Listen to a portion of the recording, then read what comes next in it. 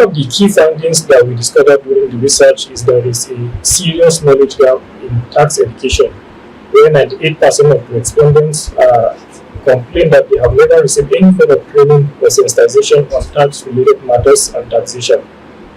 There is also an experience on gender experience in tax collection, where women reported facing intimidation, extortion, and harassment during tax enforcement exercises. There is also an issue of inaccessibility of tax incentive. Particularly, most women-led businesses were unaware or unable to access any form of tax relief or exemptions. There is also an issue of financial precarity, where majority of respondents earn between 15,000 naira and also 45,000 naira monthly, making taxation a heavy burden on limited incomes. There is an issue of where many women lack decision-making power over tax-related matters, where they often have to defer matters to their spouses or other people to make their decision on their behalf. There is one particular issue of dominance of cash-based transaction, despite the effort by the Kano Inland Revenue Services to digitalize or automate tax payment system. The respondents stated that over 75% of businesses operate without digital tools, complicated revenue tracking, and also formal engagements, and also give opportunity for revenue leakage and also corruption in tax collection.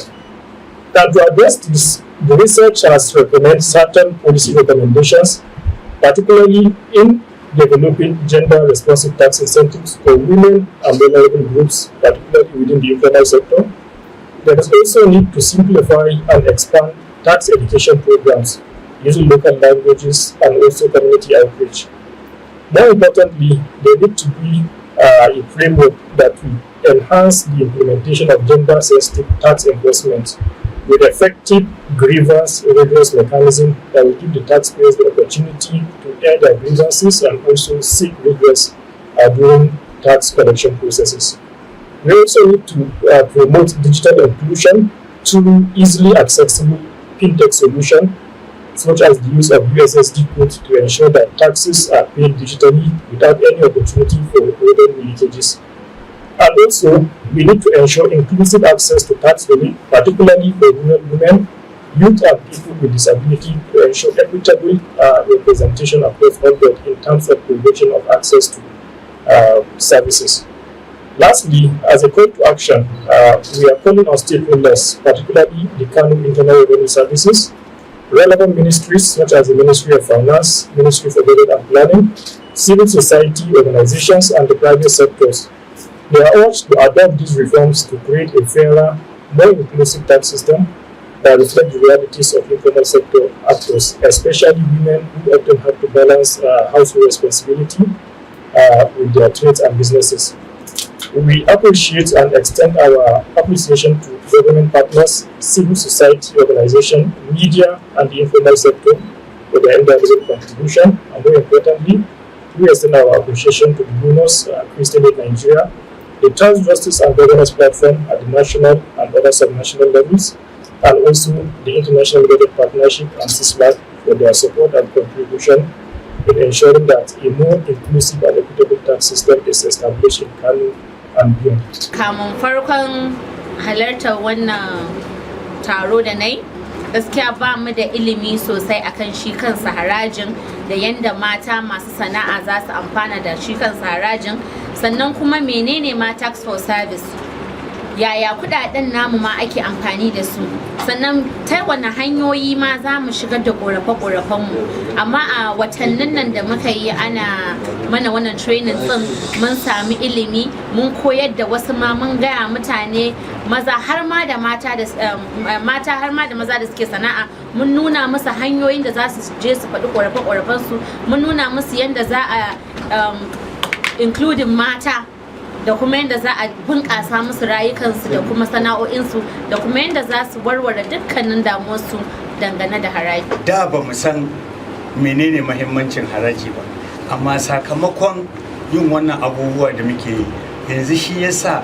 mu waɗannan masu bukata ta musamman duk inda muke harkar kasuwanci mun koya daga wannan guri wanda za mu dinga gaya wa masu nakasa a jihar Kano da mahimmancin haraji da su biya za su ga abin da yake. Amma a da ba ma wakilta wannan organization ba musamman muna ganin ma idan mun ba da harajin kamar mun zuba a iska ne, to amma yanzu mun gano ba da haraji yana da amfani.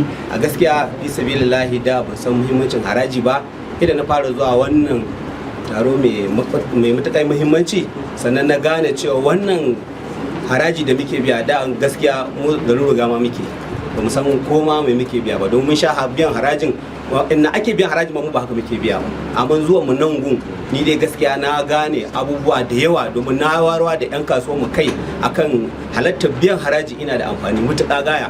Domin a yanzu in ka je karamar hukumar mu ka je kasuwar mu gaskiya ana yin tarzoma da mu a hakikan duk wanda izo zai zalunci mutanen mu akan biyan haraji ba ma yadda, kuma duk wanda ba zai biya haraji na gaskiya ba ma ba ma yadda. Akan haka gaskiya na fahimci abubuwa sosai 100% akan wannan kungiya mai wayarwa da mutane kai akan haƙoƙin jama'a da ma wanda ma ba ma na kasuwa ba na haƙoƙi na gari gaba ɗaya. Gaskiya na ji daɗin wannan abubuwa na haraji, musamman mu da muke da santoci guda 10 a road namu na local government. Na yi awareness sosai akan yadda haraji yake, musamman da suke da sana'o'i na taimako da kai. Muna sana'o'i kamar na abubuwan su mai da su waye, tun na ga musu wannan abubuwan da kuɗi zai rinka shigowa na bangaren haraji da mata za su rinka dogaro da kansu, shi ne muhimmi a rayuwa. Kuma mu wa Allah godiya, wannan kungiya ba abin da za mu ce mata sai dai mu ci Allah ya saka mata alheri.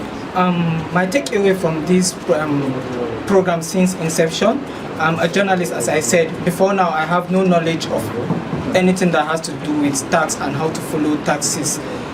Thanks to Sadiq who introduced me to this project, I was able to conduct an investigation that has to do with harmonization of taxes in Kano State. And thank you, I think maybe 2 weeks or 3 weeks after publishing of that report, the Kano State government acted on that and implemented the harmonization law in Kano. So I'm very glad to be part of this movement.